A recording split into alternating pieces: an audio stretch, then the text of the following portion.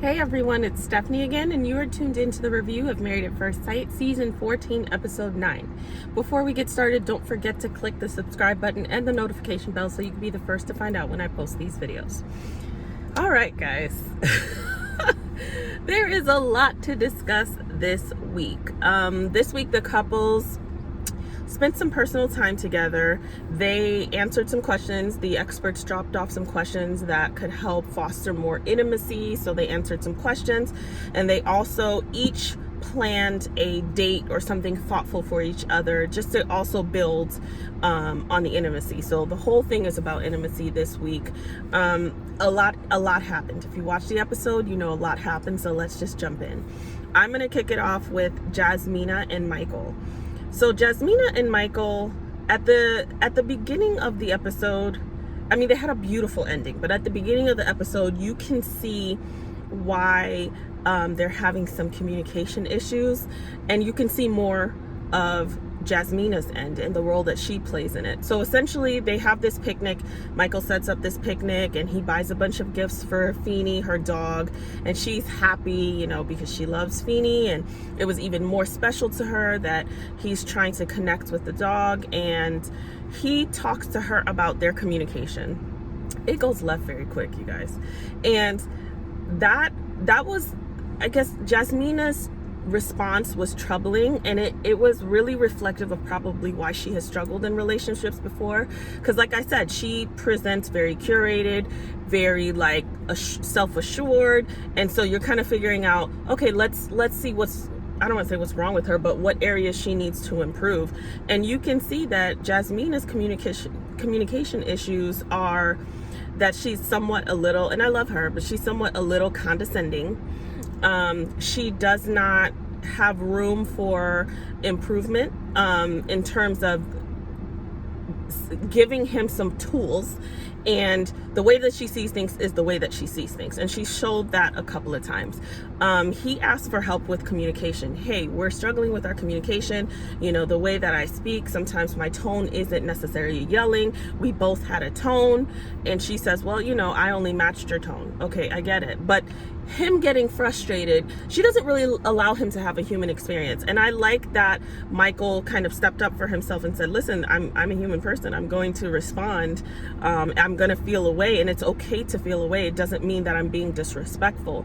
That interaction, for me, it's good that she sets boundaries, right? Because then, you know, people know when they're crossing them, or there's less likely of a chance for them to be crossed. But also, you have to have room for people to just be and express themselves. And as long as they're not being disrespectful, then any change of a tone is not necessarily disrespectful.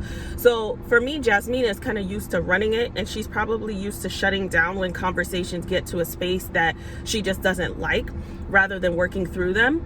Because I felt like she talked to Michael like he was a little boy, and she was telling him how to feel and how to show that feeling. If he's annoyed, let him be annoyed. I mean, his tone may have shifted, but it hasn't been raised. He's not saying anything disrespectful to you. Telling him how to feel, I could see that frustration, and I could see that the moment that she is triggered in any capacity, and I wonder where that comes from. Maybe she has somebody who spoke to her very disrespectfully or was very rude or whatever the case may be, but she doesn't allow room for just a regular conversation, and she can be somewhat condescending. So it sucked to watch what could have been a very beautiful experience turn very sour simply because she didn't handle it well. He made a great point. You know, you're saying we need to communicate better and just communicate better, and I'm asking you, I don't know how. I'm not sure what you need. Tell me what it is that you need. And she doesn't do a good job about offering him any tools. And I love that he said communication is really based on your experiences and your past relationships and the way that you grew up and how you saw your family communicate and how you communicate with other people. For some people, it may not be a problem. For some people, it is. And so there is a lot of us who do that, where we say, you should just know. Well, there's a lot of adult people walking around where their inner child is guiding themselves. And so whatever experience that they had that stunted an element of their growth, they're operating from that in adult bodies. And so at the end of the day, shoulda, woulda, coulda doesn't really matter. If you want to sustain a relationship and improve your communication and improve your intimacy, it's about what this particular person likes.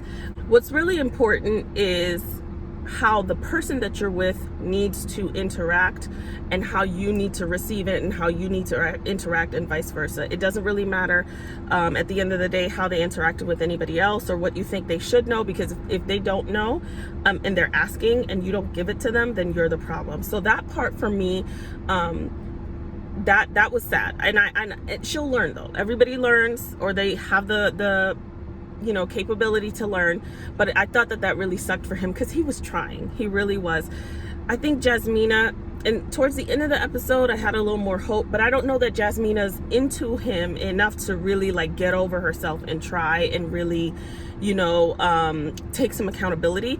But I also think that if the experts were watching this video, this would be a great thing for them to come back and circle back and say, okay, let's watch this interaction. And here, if I were there, I would say, here's where you failed. Like, here's where you didn't give him what he was asking for to make the relationship better. So that's really important. If your partner's failed and you've called them out on it, when they're asking for the help to give you what you ask for, give it to them. Don't say, well, you should know, or forget it, you've done it this many times. Everything is about the end. What is the end goal, and working backwards. So the end goal is to stay together, to have something fruitful, to have something that has longevity and a great foundation and create intimacy. So then what do we have to do to get there? That's one. Two, I thought it was beautiful how Jasmina created the little workout for them, because he's a personal trainer. She does not like to work out.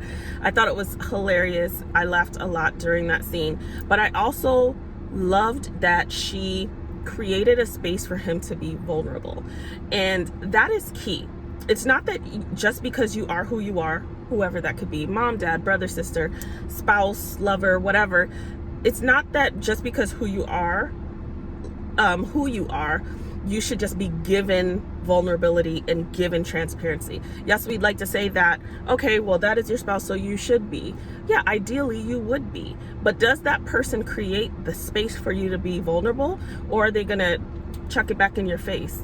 Are they going to be present? Are they going to give you the space to explain yourself without, making you feel a certain way? And I think she did an amazing job, which lets me know, okay, does she like him, or do they really need to just get on track so that, the spark that is there?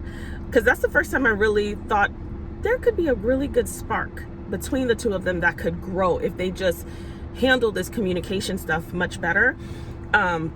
She created a space for him to be vulnerable, and he was able to talk about his trauma and talk about his multiple losses of very significant people in very tough ways. And she was able to be present, because if we circle back to the honeymoon when he was saying he had multiple losses, and he thinks, therefore he kind of like expects the negative, kind of like in protecting himself. She was like, well, you just gotta be positive. Like, she just kind of ran through it and wasn't really present in what he was sharing. So this time she was very present in what he was sharing, and they were able to connect in that way, and that was really, really beautiful to see.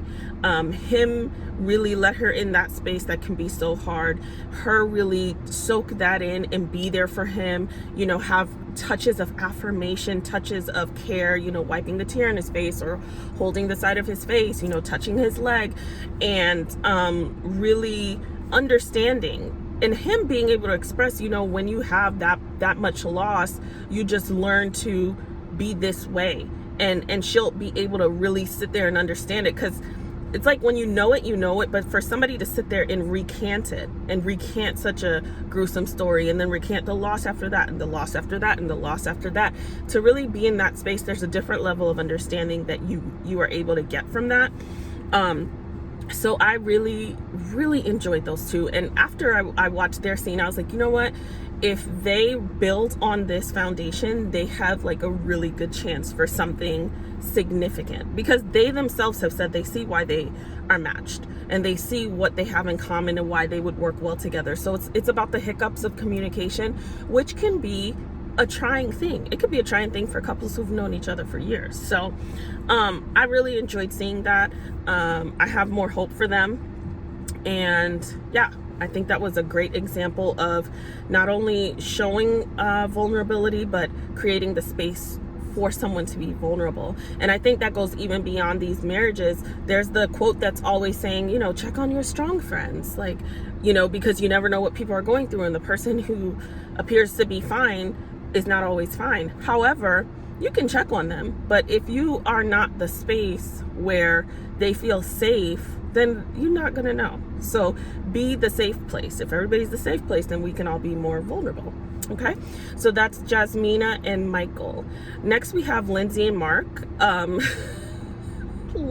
Lindsey and Mark. So clearly Mark didn't hear any of the stuff that she said in the bathroom at the bowling alley last week. I think if he had heard it, he would have been done.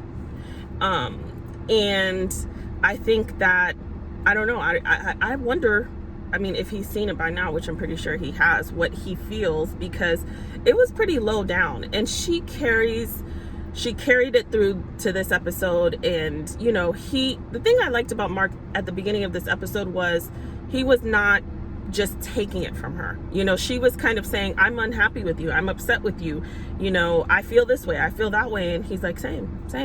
Like, you're not the only one. You're not the only one trying to make this thing happen in a manner or with the things that are not necessarily savory, but you're still working at it anyways. My issue with Lindsey is that she has zero accountability. And that really bothers me. I don't really think you can have a successful relationship with someone who is not accountable, because it'll always be a finger pointing back at you.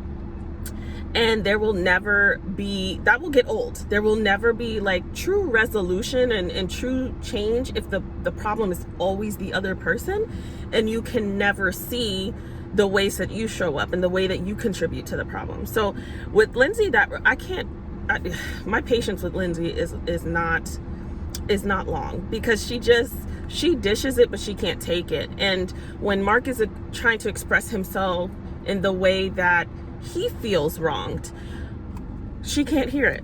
She cannot hear it. She throws it back. She basically says, I'm showing up as a 10 and you're giving me a 4. She didn't say that, but that's kind of like what she means by it. And there's just nowhere for her to improve. She's lucky she has Mark, because if it was somebody else, and not that Mark is perfect by any means, but if it was somebody else, they would have just been like, okay, I'm done, because like, you can't hear my needs. There could be a lot, I mean, she could have been matched with a lot more men who could have been less patient or offensive in some capacity, kind of the way that she has been. You know, we heard what she said about him in the bathroom, and she's lucky that she's with Mark. I think it's really, really important. They need like really heavy mediation so that they can hear each other, because them by themselves is really hard. And I think it's worse for Lindsey. She really struggles.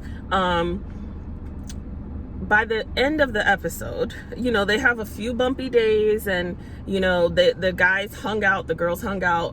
They were able to talk about what they were all going through, and realizing that all of them are kind of going through challenges. So normalizing and validating each other's experiences. But by the end of the episode, they have a nice lunch or dinner that Mark takes her to. He tries, you see, he's like tried several things for her, things that he's really uncomfortable with. In some ways, if they were more respectful to each other, and more so her, and communicating well, then like her desire to kind of push him out of his comfort zone is a good thing. But so it was fun to see them do that. It was fun to see them go to, you know, the park and do the like arcades and all that, or whatever they did. Not the arcades, I'm sorry, the bumper cars. It may not be bumper, go-karts. Clearly your girl doesn't go to the art, like I don't do that. It was fun to see them like have a good time. What I did like, and what I did note, and what I thought is something that we could all take, is Mark expressing to her some of the things that she needed to hear, because she says that she has shown love and given love and caring and all these things, and he does not affirm her in a way that makes her feel like she is valuable to him, whether we agree that she is or not. The good example here is that she said she needed something. And sometimes our partners can say, hey, I need this. And we kind of give in the love language that we like to receive, or we just don't do it. Or we'll say it at the time that they're asking for it, which is like, it's like, you never say I'm pretty. Well, you are pretty. Well, I could have just told myself that, you know, if it's going to come immediately like that. So I like that there was a little bit of space and him taking her to a nice place. And although they're not always seeing eye to eye and they've had like a bumpy few weeks, he was able to affirm her. She needs words of affirmation, and he was able to affirm her. And it was a great example of how vulnerability opens up the door for vulnerability. At some point, one person has to decide, and it'll happen throughout the relationship. One person is going to have to decide who's going to be the bigger person, who's going to be mature and not let pride and ego navigate their actions and say, you know what, this person asked, I care enough, so this person asked me, you know, to affirm them in this way, or to do this, or to say that, or to be here, and I'm gonna do that, you know. And I don't have to like them all the time, but I care about them enough, or I love them, and therefore it's important for me, or important for the relationship. I loved seeing Mark do that because she needed that. And when she got that, she gave it back to him. Years ago, I heard a sermon that was titled God's Perfect Plan for Marriage. And one of his points was the perfect marriage is within two servants who are in love, because these servants essentially are always looking, ideally, are always looking to serve one another. Therefore, if we're serving each other, we're always pouring and receiving, which is ideally what you would like. And so the more of what you want you get, doesn't mean you're going to get everything, the more willing you are to look for ways to give your partner what they need. So I thought that that was like a really good example of that. And you know, I still, with all that being said, I still don't see a longevity for them. I really don't. I just think that they are doing the best that they can, but I think a lot of what we're seeing that gets ugly between the two of them is rooted in something that is going to take like longer than 8 weeks, or the 5 weeks that they have left to manage it. So we shall see. That's Lindsey and Mark. Next we have, who do we have? Noi and Steve. So Noi and Steve, they are doing really well this episode. I would have loved to see how they circled back, because it was almost like this thing happened. They talked about it. It was unfinished. And because at the end of the last episode, they were at the bowling and Noi was saying that it was still kind of uncomfortable. And then this episode, they're fine. I would have loved to see just, you know, how they, being such a young couple, put it together in terms of what are the next step forward. Because a lot of times people will argue, they'll apologize, I won't do that again, or I'm going to work on that. But then we never really talk about how we're going to work on it. And sometimes we don't work on it because there is no plan. So it's like the next time you're feeling a way that causes you to shut down, what are you going to do? Okay, I'm going to ask for an hour, and I won't take more than an hour, and I'll come back. It'll give me the space to go inward, which is what I've been doing for 35 years or however old she is, 25 years, however old, but I'm going to come back. It's going to push me to do something that is out of my comfort zone. I would have loved to see what plan they came up with that would have brought them back to a good place. Nonetheless, they're there. They are enjoying each other. Noi plans this little treasure hunt for him. He enjoys it because he likes adventure. He likes the unknown. They have a good time.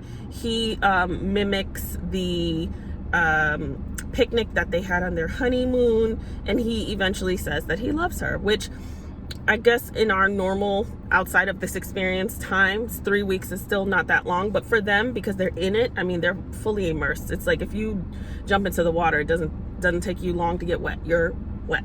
So they are fully immersed, and he says that he loves her, and she's very happy to hear that.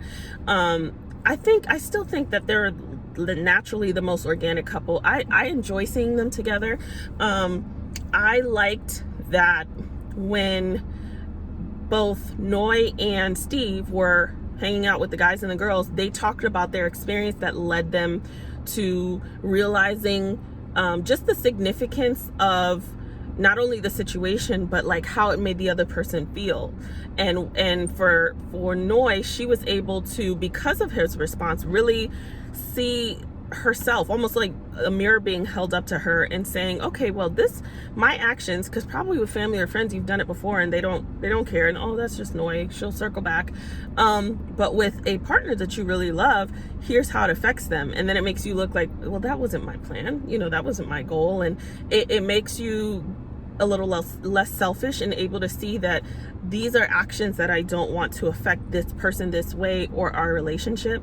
And I loved that Steve expressed to the guys that him showing her vulnerability and just how much it affected him caused a shift and an acknowledgement that was for the better of their relationship. I think that's gold. That is gold, especially from a male perspective, because we haven't really heard the guys talk about that. It's always like the women talking about, vulnerability and transparency. But for him to say, listen, because I showed her that, she was able to conceptualize it in a way that she wouldn't have had I not shown her that. And that's also relinquishing pride and ego as well. Like, he could have been prideful and said, I'm not going to show her just how upset it made me, but he did. And that's the goal of the relationship, to be transparent and to operate from humility and not necessarily pride or ego or anything like that, to really have a fruitful union. So I love that they said that. I thought that was a great point for the two of them to share their perspectives and how it worked out together. Last but not least, we have Olajuwon and Katina. Okay. Olajuwon and Katina, it was really frustrating for me to watch this week. I want to say something, because I mentioned last week that his behavior could become abusive. I didn't say he was, because I saw a lot of the comments and talking about him being abusive and not. I actually circled back in the review before and said, I'm not saying he's abusive. I'm saying he can become. And a lot of people touched on his ADHD and everything. I'm not talking about his ADHD. I'm talking about his temper. And if you've watched the episode from last week, you'll see his friend says, kind of just let him do his own thing, and he gets up there and then just let him go, and then kind of stay out of the way. And she says that she will kind of stay out of the way, or he has the tendency to be. For me, being with a spouse where you are afraid of their reactions or their ability to control it, even if it never gets to a certain place, can be abusive. Can be emotionally abusive. It can be mentally abusive. To have to stay out of the way, for people to have to kind of work around his responses, rather than he work on tempering his responses to an appropriate way or to where it's controllable. Not he walks out but he'll come back in. Just give me an hour and I'll come back in. I don't know what that is. I don't know what that means. That can be abusive, and I stand on that.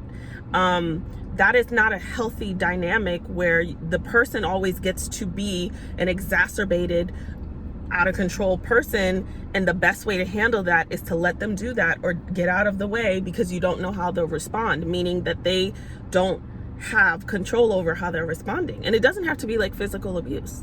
So that's really important. And the way that Katina defended him to her friends and defended him to, I don't know if her family was there, but the way that she kind of like speaks so quickly always made me feel that she was in situations that felt unsafe for her or were unsafe for her. And last night's episode confirmed that, where she said that she was with someone who was verbally abusive, that did not embrace her emotions. Therefore, she learned to hide her emotions and is unable to freely express her emotions because she has trained herself to be that way. That's not healthy. That's not healthy. And it's clear that she does not feel super safe with Olajuwon. Does that mean that he'll physically harm her? No, I didn't say that. But there's a safetiness in your spouse that causes vulnerability and causes transparency. I mean, the episode is really about intimacy. So it's vulnerability, transparency, all of that. And she can't have that with him.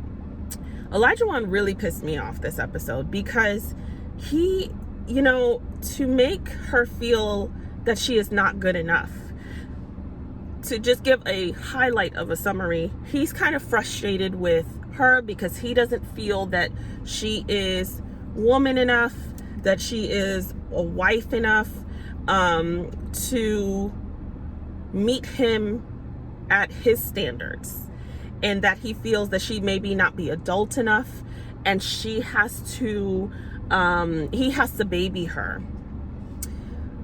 What frustrates, there's a lot of things that frustrates me with that, but one of the biggest issues with Olajuwon is that he has walked in with expectations based on whatever images he has, if he has like a vision board or a scrapbook, if you will, of what a wife is supposed to be.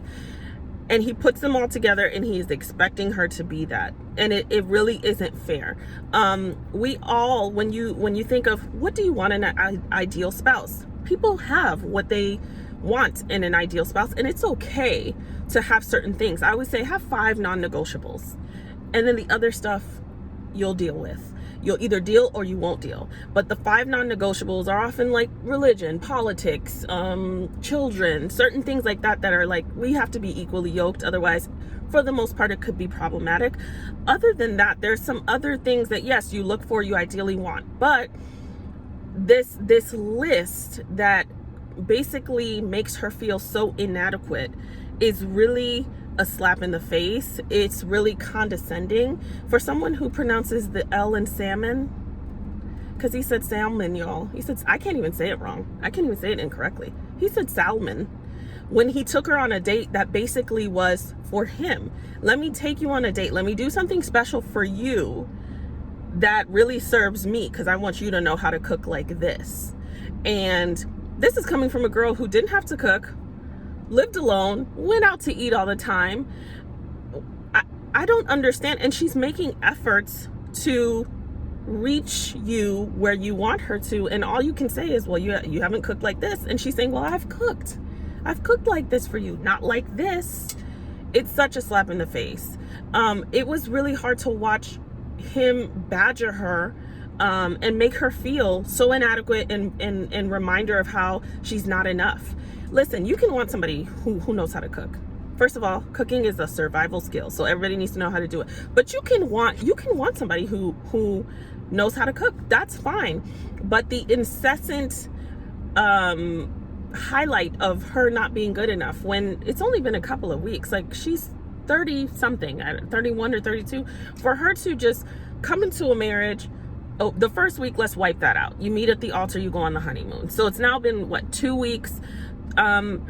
To tell her what she isn't doing, to highlight where she isn't enough, to make her feel like she has to meet your standards, like she's on the chopping block. I felt like I was watching, I felt like it was 2006 and this was Flavor of Love. And he was just treating her like she was some girl waiting to get his goofy ass clock at the end of the night. It was just such a slap in the face.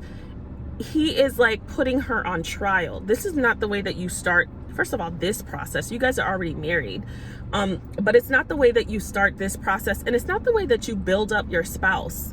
And instead of saying what you're not getting, celebrate them for what they are doing. And that joy and that experience will make them want to give you more of what you are complimenting them on. And he is doing the complete opposite. And what bothers me is he's basically saying, listen, this is kind of like a trial to see if you measure up. And I know none of my homegirls, Olajuwon wouldn't measure up for any of my homegirls. Like he wouldn't. And that's the dangerous thing about this measure up. Are you good enough? Like everyone is not enough for someone. So that really isn't a healthy gauge. You really need to say, hey, these are the things that I really want. Does this person embody that? Is this person capable of embody that? Is this person willing to work on those things? Because we all have things. And he said that, you have things and I have things. But really, when we see Olajuwon, he doesn't have things. It's what he's done because I don't really hear the things that he has that would make him this perfect match for her. It's what he's done, and she's not enough. She's not woman enough. She's not a wife enough. She's not adult enough. If you want her to be a little more mature, a little more independent, I get that, you know, because she gives me a little bit immature, but it's what he's expecting from her is beyond. It's beyond. And she is meeting him where he is and willing to work with him, which is what you should do in this experiment, because you don't know this person. I think what was saddest for me and what frustrates me the most, I've probably said that line most of the time I'm talking about them, is her need to like make it okay, you know, her explanation that she's doing these things and I'm working on it, or you'll see, or, you know, him, when they even talked about love, you know, like no, love is off the table for me right now, and well, maybe one day. I hate that. Like, that's the part of her that has been in abusive situations, and has learned to survive in that space, and has learned to make excuses for it, and has learned to, you know, put on black and white shades when you're seeing red flags. And that's the part of her that has probably been burned, but just has learned to work through it. And because she's in this situation with this guy, she's gonna stick it out. And I just really don't think what we were seeing last night is a guy that's worthy of that. It doesn't always have to be some huge physical, overt abusive thing. There's little like manipulation tactics and control tactics, you know. Even with when he was talking about the floors, I get it when she says I only want to clean half of the floor. That's like, that feels immature. Like, girl, clean the floor, let's go to bed. Like, we had we had people over, let's clean up, let's go to bed. But the way he said it, even though he tries to make it seem like he is a team type of guy, the way he said it is like, I stayed up cleaning and you went to sleep. Like, you should have stayed up cleaning and I went to sleep, but I helped do it. And he'll say, well, I helped do these things, but you don't do them well enough. I would love to know where he got his picture of what a wife should be. And what is that? And is that healthy? Is that realistic? You know, even his attitude of, you know, so many women have told me this, but they never show and prove. Like, he really feels like he is the prize, and he is not the prize. So if I were, once again, this would be great for the experts to step in after this dialogue. If I were them, I would really have a conversation with her about her past relationships and some of the patterns that have shown up in her past relationships, and ask her if she feels like there's anything in this relationship that is mirroring those patterns, so that she can recognize them and stop it, and also set those boundaries, because he's going to treat her the way that she's going to be treated. Clearly, Olajuwon has not been with a particular type of woman, because if he was, he would know that coming at her like she's not good enough and she has to prove that she is worthy enough to be with him.